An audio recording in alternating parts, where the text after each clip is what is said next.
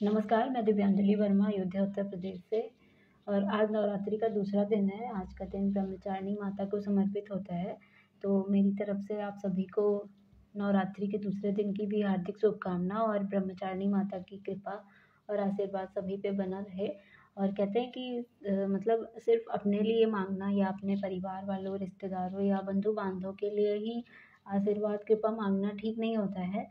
संपूर्ण मानव जाति के लिए अगर आशीर्वाद मांगा जाए तो सही रहता है, क्योंकि जब पूरी दुनिया के लोग सही तरीके से रहेंगे, अपनी विवेक बुद्धि का प्रयोग करके सोचेंगे, समझेंगे, काम करेंगे, तो अ, जो है पूरे देश में, पूरी दुनिया में ही शांति और खुशहाली रहेगी। लेकिन अगर केवल अपने अपने लिए आशीर्वाद मांग लिया और माता रानी की ऐसी कृपा हुई कि केवल अपना अपने आसपास के लोगों का परिवार का ही अ, आचरण और विवेक बुद्धि उन्हें मिले, उन पे ही कृपा रहे, तो बाकी लोग जो रह जाते हैं, वैसे तो ईश्वर की कृपा सब पे होती है, पर फिर भी अगर मान ले रह जाते हैं तो फिर उनका क्या होगा। इसलिए हर किसी के लिए मांगना चाहिए, खासकर जब जैसे कहते हैं ना कि जब काशी में आरती होती है तो वहाँ पे कहा जाता है विश्व का कल्याण हो, विश्व में शांति हो। तो इसी तरह जब भी कभी आशीर्वाद, कृपा, दुआ या कुछ भी मांगा जाए मंदिर में जाके, तो वो केवल अपने लिए, अपने परिवार के लिए नहीं, बल्कि पूरे विश्व की शांति के लिए, पूरी सृष्टि और मानव जाति की शांति के लिए मांगना चाहिए, क्योंकि आज का माहौल सच में बहुत ज़्यादा ही बदल गया है। और आज के लाइव में मैं अपने भक्ति के अनुभव को शेयर करना चाह रही थी। जैसे भक्ति करने से बहुत सारे बदलाव हो जाते हैं इंसान में, और कहते हैं कि कलयुग में तो नाम ही आधार है।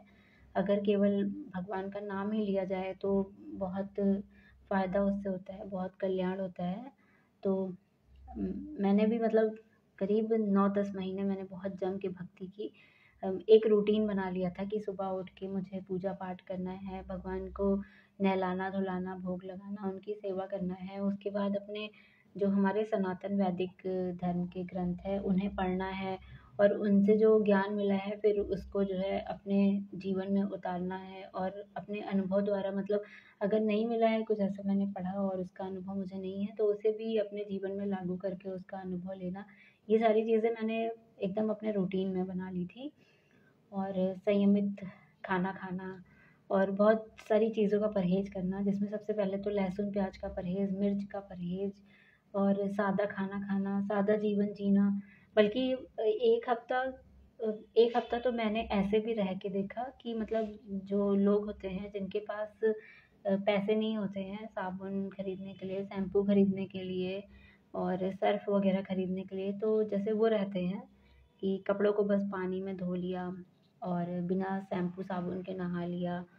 और कुछ भी ऐसे जो आजकल तो बहुत सारे प्रसाधन के वो आते हैं, क्रीम आती है, पाउडर आता है, ब्यूटी पार्लर में भी आता है। तो इन सारी चीज़ों के बिना जब मतलब कि 1 हफ्ता 15 दिन मैंने गुजार के देखा कि आखिर लगता कैसे है। तो मुझे नहीं लगता है कि इतना ज़्यादा कोई ख़ास फ़र्क पड़ता है। मुझे देख के तो मुझे नहीं लगता कि पड़ता होगा। अभी तो नवरात्र चल रहा है और अभी पिछले दिनों श्राद्ध था, पितृपक्ष, तो मैंने उसमें भी ये चीज़ फ़ॉलो की थी और मुझे नहीं लगता कोई ख़ास फ़र्क पड़ता है। जीने वाले हर परिस्थिति में जी लेते हैं, हर स्थिति में जी लेते हैं, और जिनको बहाने चाहिए होते हैं, फिर उनको बहाने ही चाहिए होते हैं। तो इतना मतलब एकदम नॉर्मल ही है। तो मैं वही सोच रही थी कि जो लोग इतने महँगे-महँगे शैम्पू खरीदते हैं, और बालों के ट्रीटमेंट में कुछ लोग 10-10 हज़ार, 20-20 हज़ार, यहाँ तक कि कुछ लोग 50 हज़ार तक लगा देते हैं, और स्किन केयर में भी कुछ लोग लाखों पैसे बर्बाद कर देते हैं, और बॉडी केयर में और कपड़ों पर भी बहुत सारे पैसे बर्बाद कर देते हैं। तो क्या ही उनको सुख मिलता है, मुझे तो समझ में नहीं आता। दोनों स्थिति में सेम ही कंडीशन होती है, बल्कि जो खुशी होती है, मेन खुशी वो हमारे मन की होती है। अगर हमारा मन खुश है तो फिर चाहे बहुत ब्रांडेड चीज़ें और बहुत खर्च करने के बाद कोई चीज़ मिले, और या फिर ऐसे ही आदमी इंसान जी रहा हो तब भी, तो कोई इतना फ़र्क नहीं पड़ता है। बस मन का खुश होना ज़्यादा ज़रूरी होता है। जैसे कहते हैं ना कि मानसिक खुशी ज़्यादा ज़रूरी है। अगर इंसान अंदर से खुश है तो बाहर से उसे कोई चीज़ मिले या ना मिले, उससे कोई फ़र्क नहीं पड़ता है। और मैंने कोई ऐसे ख़ास भक्ति नहीं करी थी, जैसे कि आजकल मैंने देखा है कि लोग जाते हैं वहाँ पे, बहुत सारे बाबा लोग हैं बाबा और व्यासपीठ से जो व्यास जी लोग बताते हैं, और लोग यहाँ वहाँ बाबा लोग के पास जाके बोलते हैं कि हमारे मतलब कि घर में जैसे किसी के साथ प्रॉब्लम है तो कहते हैं कि उसकी मोबाइल देखने की आदत नहीं छूट रही, उसकी ड्रिंक करने की आदत नहीं छूट रही, या अब उसकी और कोई गंदी आदत है वो नहीं छूट रही है। तो मुझे लगता है कि अगर इंसान सच्चे मन से भक्ति करे तो उसकी ये सारी आदतें भी धीरे धीरे अपने आप ही छूट जाती हैं। मैं किसी और का एग्जाम्पल तो बाद में ही दूंगी, सबसे पहले तो मैं अपना एग्जाम्पल दूंगी। ऐसा नहीं है कि मैं अभी पीती खाती थी या फिर ऐसा कुछ, लेकिन जो छोटी छोटी आदत होती है हम लड़कियों में भी होती है, जैसे चाय की आदत, कि मतलब चाय चाहिए ही चाहिए, और घूमने फिरने की आदत, चटपटा खाने की आदत, और एक होता है ना कि सबको मतलब इधर गुस्सा करने की आदत, और वो नखरे वखरे, मतलब बहुत कुछ होता है लड़कियों में। तो अब मैं भी लड़की हूँ तो मेरे में भी ये सब थी आदतें। तो ये सब चीज़ें छूटती नहीं है, जबकि इन सब का कोई महत्व नहीं होता है। अब जैसे कोई कहे कि बिना चाय के मैं रह नहीं पा रही, चाय तो मुझे चाहिए ही चाहिए होती है। पहले मेरा भी यही हाल था, पर जब मैंने भक्ति शुरू की बालाजी की, और भी बहुत सारे ईश्वर जैसे लड्डू गोपाल की, दुर्गा माता की, राधा रानी की, तो धीरे-धीरे ये आदत मेरी ऐसे छूट गई चाय पीने की कि मुझे बिल्कुल फ़र्क ही नहीं पड़ा। पहले मैं कहाँ कहती थी हमेशा कि बिना चाय के मुझे लगता है कि मेरा सर दर्द हो जाएगा या मुझसे रहा नहीं जाएगा, बहुत बेचैनी हो जाती है ये वो। पर मुझे नहीं लगता कि ऐसा कुछ है। भक्ति करने के बाद वो चाय पीने की आदत भी छूट गई। और भी आदतें थीं, जैसे खाने की, रात में उठ के खाना, रात में उठ के प्यास लगना, पानी पीना, ये असल में अच्छी आदत नहीं होती है। वैसे कुछ लोग कहते हैं गर्मी बहुत होती है तो ऐसा होता है, और गर्मी होती है तो आदमी को प्यास ही लगती है। पर ये जो खाना खाने की आदत होती है ये असल में शास्त्रों को अगर कोई पढ़ता होगा तो उसे पता होगा, और जो यकीन करता होगा पितरों में कि हमारे पितर जो होते हैं वो भूखे प्यासे होते हैं। तो अगर कोई गरुड़ पुराण या शास्त्रों को पढ़ता होगा और इसमें यकीन करता होगा तो उन्हें पता होगा कि अगर रात में हम सो रहे हैं और अचानक से भूख और प्यास लगती है तो इसका मतलब है हमारे जो पितर हैं वो भूखे प्यासे हैं और उनको कुछ खाना पीना चाहिए। तो वो चीज़ भी पहले बहुत ज़्यादा लगती थी। कभी 2 बजे रात में उठ के आजकल मैगी खा रहे, कभी 4 बजे उठ के खाना या मैगी खा रहे, पानी पी रहे, तो ये चीज़ें भी भक्ति करते-करते धीरे-धीरे ख़त्म हो गई। और आजकल तो सोशल मीडिया पे बहुत सारे बच्चे ये चीज़ शेयर करते हैं कि हमारे साथ ये होता है, आपके साथ भी ये होता है। तो मुझे लगता है कि अगर भक्ति, ये कोई अच्छी आदत नहीं होती है कि रात में उठ के आपको मतलब इतना खाना खाने के बाद, इतना पीने के बाद भी आपको रात में नींद में जो है खाना, भूख लग रही या प्यास लग रही, तो जो है इसका भी उपाय है और इसे भी किया जा सकता है। और भक्ति करते करते ये आदत भी छूट जाती है, फिर तो ऐसा लगता है कि जो है ना प्यास लग रही ना भूख लग रही। और अगर भक्ति सच्चे मन से की जाए तो मुझे लगता है कि इंसान का जो जीवन होता है वो अपने आप ही संयमित हो जाता है। और एक चीज़ और बताऊंगी, आजकल के लोगों का तो ये नॉर्मल है, मेरे जैसे युवाओं का, बच्चों का भी अब तो हो गया है कि नींद नहीं आती है रात में, और फिर मोबाइल चलाते रहते हैं, और फिर नींद कब आती है? सुबह 4 या 5 बजे ब्रह्म मुहूर्त में। तो अगर भक्ति की जाए तो भक्ति करते-करते ये आदत भी छूट जाती है और अच्छी नींद आती है। अब मेरा तो पर्सनल एक्सपीरियंस है, मैं भी पहले बहुत रात में जैसे 4-4 बजे तक, 5-5 बजे तक जागती रहती थी, नींद नहीं आती थी, और फिर सुबह मैं उठ के अपना काम करना शुरू कर देती थी। तो मुझे लगता है कि और फिर अब क्या हो गया, भक्ति करने से और शास्त्रों का पाठ करने से, ईश्वर सेवा करने से और बहुत ये सब करने से फिर ये वाली आदत भी छूट गई, और अब तो इतनी अच्छी नींद आती है कि अगर एक बार बिस्तर पे मतलब लेटूँ तो आराम से नींद आ जाती है, और सुबह फिर टाइम से नींद खुल भी जाती है, और ऐसे वैसे कोई ख़्याल भी नहीं आते हैं उल्टे सीधे, और ना ही ऐसे बुरे सपने आते हैं। तो भक्ति, और वो भी ऐसी वैसी कोई भक्ति नहीं है कि बहुत कड़ी भक्ति कर रहे हैं कि कोई और इंसान कर नहीं सकता, ऐसा भी कुछ नहीं है। नॉर्मल भक्ति ही करती हूँ। नॉर्मल भक्ति करना मतलब सुबह उठ के भगवान की सेवा करना, नहलाना-धुलाना, भोग लगाना, और अपने जो ग्रंथ हैं, धर्म ग्रंथ हैं, उनका पठन-पाठन करना, मंदिर जाना, और शिवलिंग का जलाभिषेक करना। तो ये सब नॉर्मल भक्ति है जो हर कोई करता ही करता है। और मन में मतलब हर वक़्त दूसरों का अच्छा सोचना, सेवा भाव रखना, झूठ ना बोलना, और ईश्वर का स्मरण करते रहना, ये सब नॉर्मली हर कोई कर सकता है, हर कोई करता भी है। तो यही सब करने करने से ही ये जो सारी आदतें होती हैं जिससे इंसान परेशान रहता है। और फिर कुछ लोग तो नींद ना आने के कारण दवा लेने भी जाते हैं कि नींद की गोली लेनी पड़ेगी या डॉक्टर को दिखाना पड़ेगा या किसी मानसिक रोगी के डॉक्टर को दिखाना पड़ेगा कि क्यों नहीं नींद आ रही रात में, क्या करे, कैसी चिंता है। तो ये सारी चीज़ें अगर इंसान भक्ति सच्चे मन से करता है तो धीरे धीरे अपने आप छूट जाती है। और एक और चीज़ जो छूट गई वो थी भूतों से डर लगना। भूतों क्या मतलब ऐसे ही जैसे होता है ना, आजकल लोग काला जादू, अगर कहीं तेल पड़ा हुआ देख लें, मिर्ची देख लें, काला कपड़ा देख लें, नींबू मिर्च देख लें, तो उससे भी डर जाते हैं कि अरे यहाँ तो कुछ किया गया होगा या ये वो ऐसा वैसा होगा। तो ये जो डर था, और साथ में हॉरर मूवी अभी जैसे एक वो द नन है और एनाबेला है, और जो अ, और भी बहुत सारी ऐसी मूवीज़ है जिनको कहा जाता है कि इनको देख के जैसे वो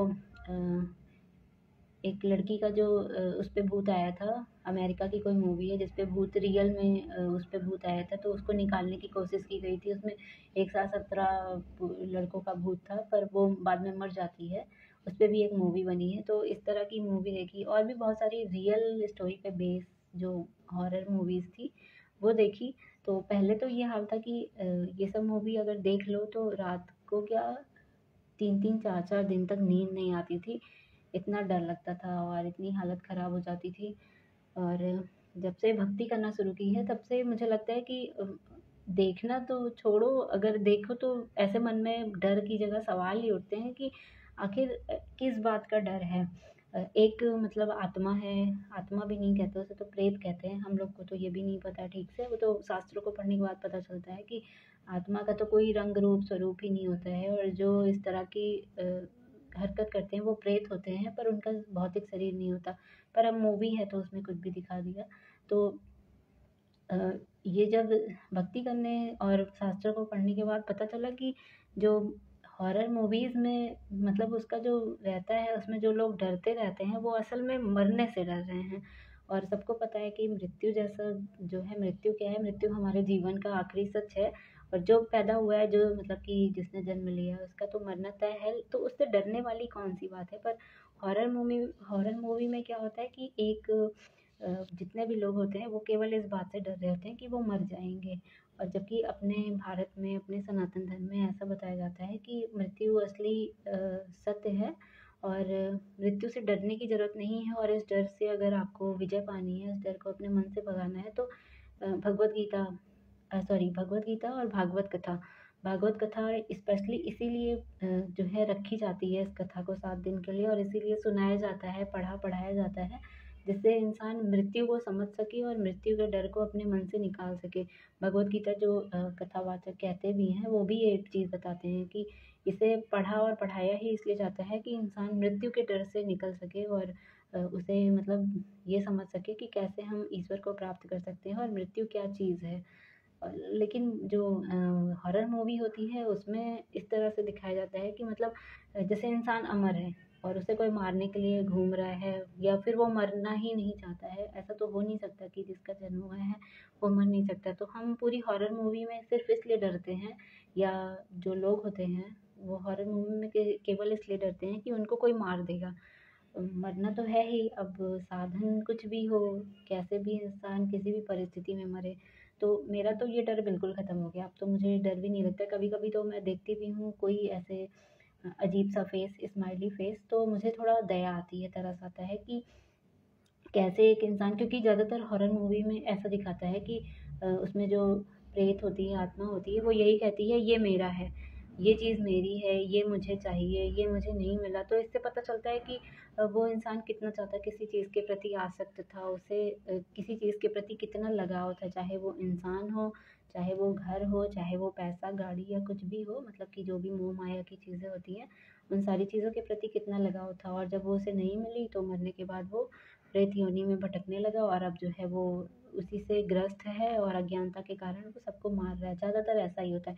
कुछ लोग किसी चीज़ की वजह से बहुत साइकिक हो जाते हैं, उनको नहीं मिलता है, तो कहते हैं ना कि जब इच्छा होती है, इच्छा पूर्ण नहीं होती है, तो फिर इंसान बहुत ज़्यादा क्रोधित होता है, अभिमान आ जाता है, अहंकार आ जाता है, और इस वजह से भी उसका मानसिक संतुलन खराब होता है और वो गलत काम करना शुरू कर देता है। तो ये भी एक बात है। तो मुझे तो अब भूतों से और ये हॉरर मूवीज़ जो होती हैं, चाहे वो रियल कहानी पे बेस हो और चाहे काल्पनिक हो, और या फिर अगर भूत का चेहरा, जैसे कि हमारी इंडियन मूवीज़ में तो इतना डरावना नहीं होता है, पर जो बाहर की होती हैं उनमें बहुत डरावने होते हैं, जिसे देख के कुछ लोग तो कहते भी हैं अगर कि बहुत सारी ऐसी मूवी भी हैं जो देख के बहुत सारे लोग थिएटर में मर गए, घर में मर गए। कुछ मूवीज़ तो ऐसी हैं हॉरर जिसे कोई देख ही नहीं पाया पूरा, और मैंने उन सारी मूवीज़ को आराम से देखा है। और मुझे कोई डर नहीं, कोई वो नहीं था कि नींद नहीं आ रही, डर लग रहा है या ये वो, ऐसा वैसा कुछ भी नहीं। मैं तो बस ये सोचती हूँ कि अक्सर कहा जाता है कि अगर इंसान काला जादू के बारे में सुनता है या हॉरर मूवी के बारे में सुनता है या कहीं देखता है, या कहते हैं ना भूतों को याद करता है, आत्माओं को याद करता है, तो वो उसके पास तुरंत आ जाती हैं। मतलब अभी मैं इस समय आपसे बैठ के ये बातें कर रही हूँ कि भूतों के बारे में बातें कर रही हूँ, आत्माओं प्रेतों के बारे में बातें कर रही हूँ।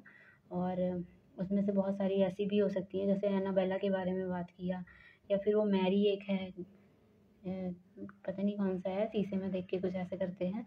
तो कहते हैं कि इन लोग के बारे में बात करो, ये आ जाते हैं। तो मेरे मन में एक सवाल ये उठता है, अगर भूत इतनी जल्दी आ जाते हैं तो भगवान तो मतलब हर जगह उपस्थित हैं। मतलब कि वो तो हर कण-कण में, बल्कि शास्त्रों में लिखा भी है, भगवान खुद भी ये बात कहते हैं, ईश्वर खुद भी ये बात कहते हैं कि वो हर जगह उपस्थित हैं, हर कण में उपस्थित हैं, हर भौतिक और हर चीज़ में उपस्थित हैं, तो वो क्यों नहीं आते? हम तो दिन भर भगवान का स्मरण करते हैं। तो अगर भूत को एक बार याद करने से अगर वो आ जाता है, तो भगवान को तो उससे पहले आ जाना चाहिए। पर वही है कि लोगों का जो विश्वास होता है, उसी के अनुसार फिर उनकी जो कल्पना होती है, उनकी जो मानसिक कल्पना होती है वो चलने लगती है, और फिर उनको ऐसा लगता है कि भूत या कुछ नेगेटिव आस-पास है, पर ऐसा होता नहीं है। जैसे भगवान को हम याद करते हैं, भगवान तो हमेशा, बल्कि परमात्मा तो हमारे हृदय में ही होते हैं, सबके ही हृदय में होते हैं, तो वो तो हमारे और भी ज़्यादा करीब हैं। बस ये है कि हम पहचान नहीं पाते हैं उनको, इसलिए हमें लगता है कि हमारे आस-पास कुछ नेगेटिव एनर्जी है, कुछ भूत प्रेत हैं, और ईश्वर नहीं है, ईश्वर को हमें ढूँढना पड़ेगा, जबकि ईश्वर तो हमारे सबसे पास होते हैं, हर वक़्त पास होते हैं, और भूत प्रेत होते हैं उनको। तो मुझे तो अब बिल्कुल डर नहीं लगता, मुझे लगता है बाकी लोगों को भी ऐसे ही अपनी सोच रखनी चाहिए और डरना नहीं चाहिए। और ऐसी सोच कैसे डेवलप होगी? तो भक्ति करने से और धर्म ग्रंथों को पढ़ने से ऐसी सोच भी डेवलप हो जाएगी धीरे-धीरे। क्योंकि जब ईश्वर चाहते हैं तो इंसान कुछ भी कर सकता है। बस ये है कि आपका अटूट विश्वास और आस्था होनी चाहिए, और वो आस्था भी ऐसी होनी चाहिए, जैसे डॉक्टर कहता है कि आज जाके घर पे ये वाली दवाई खा के योगा करना या फिर कसरत करना या ध्यान लगाना, तो तुम्हारी ये बीमारी सही हो जाएगी। तो इस तरह से शास्त्रों में जो बातें लिखी होती हैं, क्योंकि उसे ईश्वर ने स्वयं ही कहा है, बोला है, बताया है, तो उस पे भी उतना ही विश्वास होना चाहिए जितना कि डॉक्टर की बात पे विश्वास होता है। अब जैसे कोई किसी का जैसे कोई केस होता है, तो वो अपने वकील पे विश्वास करता है जितना, कि मतलब मेरे वकील ने अगर कहा है तो ये हो ही जाएगा, वो मुझे केस जितवा ही देंगे, और वो उन पे पूरा भरोसा मुझे होना चाहिए, उनको मुझे सारी चीज़ें सच-सच बतानी है। कोई डॉक्टर के पास जाता है तो अपनी बीमारी वो उन्हें सच-सच बताता है कि डॉक्टर हैं तो वो मेरी पूरी मदद करेंगे ही और मेरी बीमारी सही कर देंगे, और उन्होंने जैसे-जैसे कहा है मुझे वैसे-वैसे ही करना है। जिस चीज़ का परहेज़ कहा है उस चीज़ का परहेज़, जो दवा खानी है वही दवा, और जो जैसे मतलब रहना, खाना, पीना, चलना फिरना ये सब कहा है वैसे सेम करना है। तो इंसान पूरी तरह से उनके ऊपर विश्वास करके वो चीज़ करता है, क्योंकि उसे विश्वास रहता है कि उन्होंने डॉक्टर ने बोला है या वकील ने बोला है तो उसका काम हो जाएगा। ठीक उसी उतना ही विश्वास और उतनी ही आस्था अगर भगवान पर हो, उनकी बातों पर हो, तो इंसान को कभी वकील तक जाने की ज़रूरत ही ना पड़े, कभी डॉक्टर के पास जाने की ज़रूरत ही ना पड़े। ये सारी चीज़ें स्वतः ही ईश्वर की कृपा से अपने आप सही हो जाती हैं। मेरे जीवन में तो हुआ है, मैं तो इस चीज़ को मानती हूँ, मैंने ये सब आज़मा के देखा है और बहुत अपने अंदर बदलाव देखा है। पहले मुझे गुस्सा भी बहुत आती थी, छोटी-छोटी बात पे मुझे गुस्सा आ जाया करती थी, और किसी की जैसे कोई समस्या भी अगर हुआ करती थी तो मुझे फिर ऐसा लगता था अ, कि कोई जानबूझ के, मतलब अगर किसी ने मुझे मना कर दिया कि हम ये काम नहीं कर पाएँगे, वो काम, मेरी ये समस्या है, तो मुझे लगता था कि वो जानबूझ के मेरा काम नहीं करना चाह रहा है, इसलिए स्पेशली उसने मुझे मना कर दिया। ऐसी मेरी एक सोच डेवलप हो गई थी, या जो भी कहा जाए। अब रियल में असल में ऐसा होता नहीं था, कभी-कभी सच में लोगों के साथ कुछ मजबूरी होती थी या प्रॉब्लम होती थी, पर होता है ना कि एक माहौल ऐसा था, या किसको ही कहूँ, अपने आप को ही दोष दूँगी, ऐसी सोच ही थी। तो वो सोच भी धीरे-धीरे जैसे-जैसे भक्ति करते गए वो ईश्वर की कृपा से वो सोच भी अब ख़त्म हो गई। और अब तो मैं खुद ही हमेशा कहती रहती हूँ कि मैं तो बस हरि का चिंतन करती हूँ, और हरि जो है मेरी चिंता करते हैं। पहले मुझे अपने काम को लेके भी बहुत चिंता हुआ करती थी, मेरा ये वाला काम नहीं हुआ, मेरा वो काम नहीं हुआ, इसने मेरा काम नहीं किया, उसने मेरा काम नहीं किया, इसने मना कर दिया, उसने मना किया। और अ, जो है बहुत ऐसा, मतलब कि जब मुझे बहुत ज़्यादा चिंता होती भी थी, तो अ, उस समय ऐसा भी नहीं था कि चिंता करने के बाद मेरा काम हो जाया करता था। अगर मुझे जिस काम के लिए बहुत चिंता होती थी, ये वाला काम नहीं हो रहा है, तो वो तो पक्का फिर चिंता करने के बाद और भी नहीं होता था। और अगर मैं किसी इंसान से मुझे कोई काम अपना मतलब करवाने की ज़रूरत पड़ती है, ऐसा कुछ, तब तो वो पक्का ही, अगर मैंने चिंता की तो नहीं होता था। और अब तो ऐसा हो गया है कि हो रहा है काम तो भी कोई फ़र्क नहीं पड़ रहा, नहीं हो रहा है काम तो भी कोई फ़र्क नहीं पड़ रहा। अपना तो बस एक ही काम है, राम राम जपना, राम राम जपना, ईश्वर का नाम जपना, हरि का नाम जपना, हरि का चिंतन करना, और हरि मेरी चिंता करते हैं। और जो होगा वो ईश्वर की इच्छा, जो नहीं होगा वो भी ईश्वर की इच्छा। अगर मेरे लिए कुछ अच्छा होगा तो वो हो ही जाएगा, और अगर मतलब वो कहते हैं ना कि जो मिला वो ईश्वर की इच्छा थी, और जो नहीं मिला वो भी ईश्वर की इच्छा थी। हो सकता है कि मुझे पता ना हो, और जो चीज़ मुझे नहीं मिली या जो चीज़ नहीं हुई, तो वो सच में मेरे लिए फ़ायदेमंद नहीं थी। ये भी मैंने बहुत महसूस किया अभी कुछ दिन पहले ही। तो मेरी ज़िंदगी से बहुत सारे लोग ऐसे ही चले गए, मतलब वो मेरे साथ तो थे, साथ में सामने से तो वो मेरे साथ रहने का और मेरे पास मतलब कि मेरे अपनेपन का दिखावा कर रहे थे, पर पीठ पीछे वो मेरे लिए ही गड्ढे खोद रहे थे। वो होता है ना कि आपके साथ आप रह रहे हैं, और आपसे जो है, जो बातें होती हैं, जो रहस्य होते हैं, आपसे रहस्य जान लिए। अगर आपने किसी दूसरे की बुराई करी तो वो जान लिया, और आप दूसरे के बारे में क्या कहते हैं वो जान लिया। मतलब एक मन की बात ले लेना और उसके बाद उसको जाके दूसरे से बता के झगड़ा करवाना, या फिर और सामने से ऐसा दिखाना कि हम तो आपके ही सबसे खास हैं, विश्वास पात्र हैं, परम मित्र हैं, पर किसी को क्या पता चल रहा है कि पीठ पीछे फिर हमारे जो है, पीठ पीछे वही हमारा हमसे गद्दारी कर रहा है, हमारी पीठ में छुरा भोंक रहा है, या हमारी थाली में छेद कर रहा है, ऐसे। तो भक्ति करते-करते ऐसे लोग भी फिर अपने आप ही ज़िंदगी से दूर हो गए, और बहुत सारी समस्या थी वो भी। तो अब कोई काम अगर होता है तो लगता है कि अ, हरि ने किया है, हरि की कृपा से ये काम सफल हुआ है, और अगर कोई काम नहीं होता है तो लगता है कि चलो अच्छा हुआ, इसमें मेरा कोई नुकसान ही था, इसीलिए ऐसा हुआ है। जैसे अभी मैंने बताया ऐसे लोगों के बारे में, जो सामने से अपनेपन का दिखावा करके पीठ पीछे जड़ें काटते रहते हैं, हमारे भी पैर पे कुल्हाड़ी चलाते रहते हैं। तो ऐसे लोग अगर अपने आप ही ज़िंदगी से निकल जाएँ, तो इसके लिए मुझे नहीं लगता कि किसी मुझे दुःख करने की ज़रूरत है, या किसी को भी दुःख करने की ज़रूरत है। आजकल तो हर इंसान यही जाके मंदिर में या पूजा पाठ करता है, तो यही माँगता है कि मेरे ज़िंदगी से जितने भी ऐसे टाइप के लोग हैं, दुश्मन हैं, जो मतलब सामने से अपनेपन का दिखावा करके पीठ पीछे मेरी ही जड़ काट रहे हैं, मेरा ही बुरा सोच रहे हैं, ऐसे निकल जाएँ। तो अगर मेरी ज़िंदगी से भी ऐसा कोई इंसान, और बहुत सारे अगर लोग हों ऐसे, और सब अपने आप ही चले जाएँ ज़िंदगी से, तो ये सच में ईश्वर की ही कृपा है। तो अगर कोई काम हो रहा है तो उसमें भी फिर यही रहता है कि ईश्वर की कृपा थी, और अगर नहीं हुआ तो भी यही रहता है कि ईश्वर की इच्छा थी इसीलिए नहीं हुआ। और बाद में फिर मुझे एहसास भी होता है, मतलब कि इसको भी मैं कहूँगी कि भक्ति करते-करते ही इस चीज़ के बारे में भी पता चल जाता है, एहसास हो जाता है कि सच में ईश्वर की कृपा थी, जो मतलब कि एक बहुत बड़े नुकसान से, बहुत गलत जगह जाने से, बहुत गलत लोगों से, या बहुत गलत परिस्थितियों, चीज़ों में फँसने से बच गए। अगर वहाँ फँस जाते तो शायद अभी कुछ और ही हाल होता। तो बहुत कुछ चेंज हो जाता है अगर इंसान अपने आप को पूरी तरह से भगवान के समर्पित कर दे, भगवान की शरण में कर दे। और प्रेमानंद जी भी तो हमेशा यही कहते हैं, आजकल तो लगभग लोग प्रेमानंद जी को सुनते हैं, और वो हमेशा कहते हैं कि अगर कोई पाप हो गया है या कुछ हो गया है, या फिर अगर इंसान पूरी तरह से ईश्वर के शरण में खुद को समर्पित कर दे, तो फिर उसे ऐसे-ऐसे अनुभव होना शुरू हो जाते हैं, और उसका जो जीवन होता है वो धीरे-धीरे ठीक होना, सँवरना शुरू हो जाता है।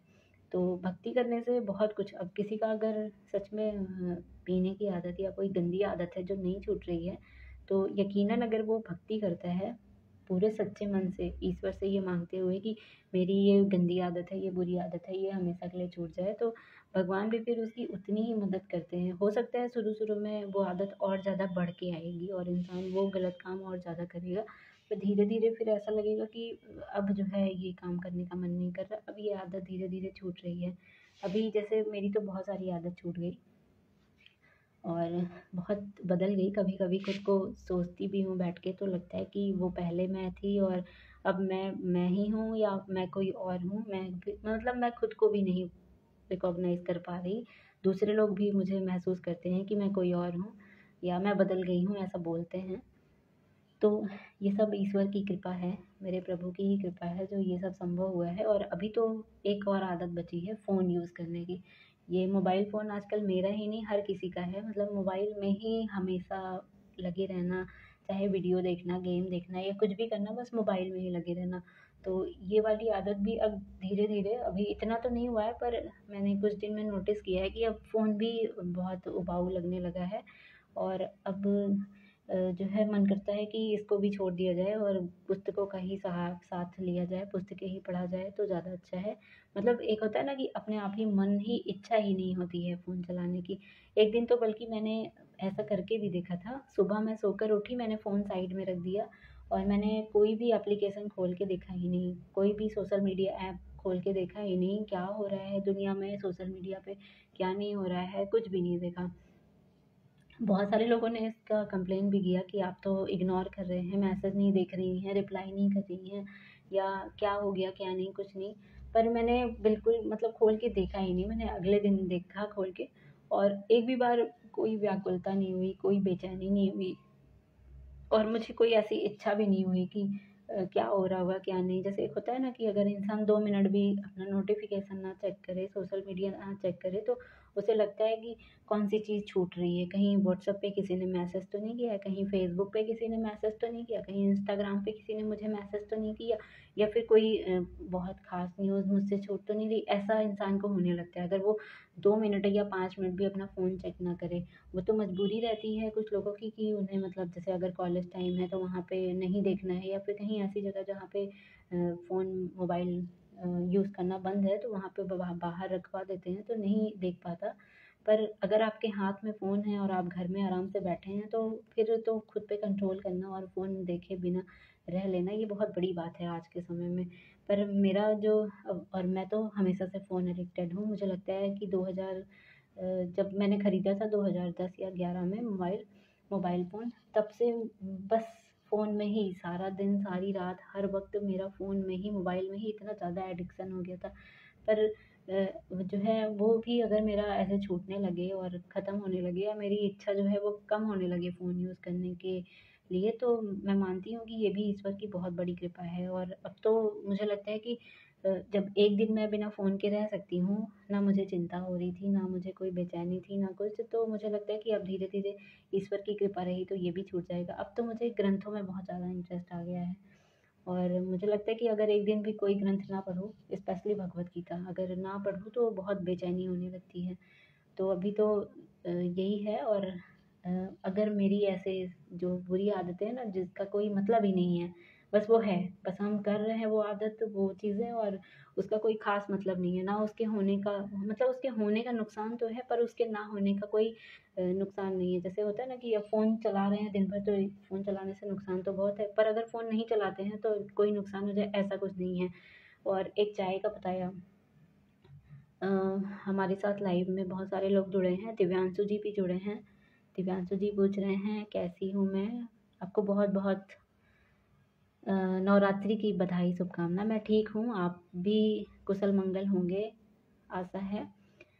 तो जो है मैं बता रही थी कि कोई ऐसी चिंता नहीं होती। तो जैसे बहुत सारी चीज़ें होती हैं, अगर उसको हम छोड़ ही दें, बुरे चीज़ों को, बुरी आदतों को, तो उसका कुछ नुकसान नहीं होता है। बल्कि अगर उसको लगा के रखें अपने साथ, तो भले नुकसान हो जाता है। अब जैसे मैंने अभी वो चाय का बताया, तो अगर चाय पीते हैं तो उससे गैस बनना, सिर दर्द होना, आदत लगना बहुत कुछ होता है। पर अगर चाय छोड़ दें तो ऐसा कोई नुकसान नहीं होता है, वो धीरे-धीरे अपने आप रूटीन में आ जाता है। मोबाइल चलाने से आँखें खराब होती हैं, सर दर्द होता है, हाथों में दर्द होता है, रेडिएशन से भी बहुत सारे नुकसान होते हैं। पर अगर मोबाइल चलाना छोड़ दिया जाए और सोशल मीडिया से दूरी बना ली जाए तो ऐसा कोई नुकसान नहीं होता है, आदमी नॉर्मल लाइफ अपनी जी सकता है। एक समय तो ऐसा था ही जब इंसान बिना फ़ोन के, मोबाइल फ़ोन के जी रहा था। और रात में देर से सोने की आदत या नींद ना आने की, तो अगर इंसान रात में देर से सोता है तो ऐसा भी नहीं है कि वो बहुत सारे काम कर लेता है, बहुत अच्छे काम कर लेता है। वो केवल जागा रहता है, बिस्तर पे पड़ा रहता है। और अगर वो रात में जल्दी सोने लगे तो हो सकता है उसका स्वास्थ्य अच्छा हो। तो इस बुरी आदत को छोड़ने से भी कोई ऐसा नुकसान तो होगा नहीं, बल्कि इसे पकड़े रहने से नुकसान हो सकता है। गुस्सा गुस्सा भी अगर इंसान छोड़ दे तो ये भी एक अच्छी बात है। और नहीं तो गुस्से को भी अगर पकड़ा रहे तो बहुत नुकसान उसका हो जाता है। कहीं लड़ाई हो गई, मारपीट हो गई, किसी को कुछ उल्टा-सीधा बोल दिया या अपना ही नुकसान कर लिया, तो गुस्से को भी पकड़े रहने से नुकसान ही होता है और छोड़ दिया जाए तो कोई ख़ास नुकसान नहीं होता। तो ये मेरा भक्ति का अनुभव था, जो कि बहुत ही अच्छा और फ़ायदेमंद था। और मेरे अंदर तो मैंने बहुत बदलाव देखे और ईश्वर में मेरी जो अटूट आस्था विश्वास पैदा हुई है, जागी है। और मतलब एक है ना कि बहुत अब तो मुझे संत महात्माओं के भी जो है दर्शन होने शुरू हो गए हैं, वो भी मुझे चलते-फिरते मंदिर जाते मिल जाते हैं और गुरु जी के भी दर्शन हो जाते हैं। तो ये भी बहुत बड़ी उपलब्धि है, जो कि भक्ति करते-करते, ग्रंथों को पढ़ते-पढ़ते, भजन, कीर्तन, नाम जप, मंत्र जप करते-करते हुआ है। वरना पहले तो लाइफ़ बहुत ही बेकार थी। तो और बहुत चिंता, टेंशन भी, मैं तो हमेशा सोशल मीडिया पे सब शेयर भी करती रहती थी। पर अब तो केवल भक्ति करते-करते केवल भक्ति ही शेयर होती है। और तो कलयुग में ये बहुत ज़रूरी भी है। तो ये मेरा भक्ति का एक्सपीरियंस था और बाकी का एक्सपीरियंस जो है वो मैं अब कल शेयर करूँगी अगले वीडियो में। जय माता दी, जय श्री राम।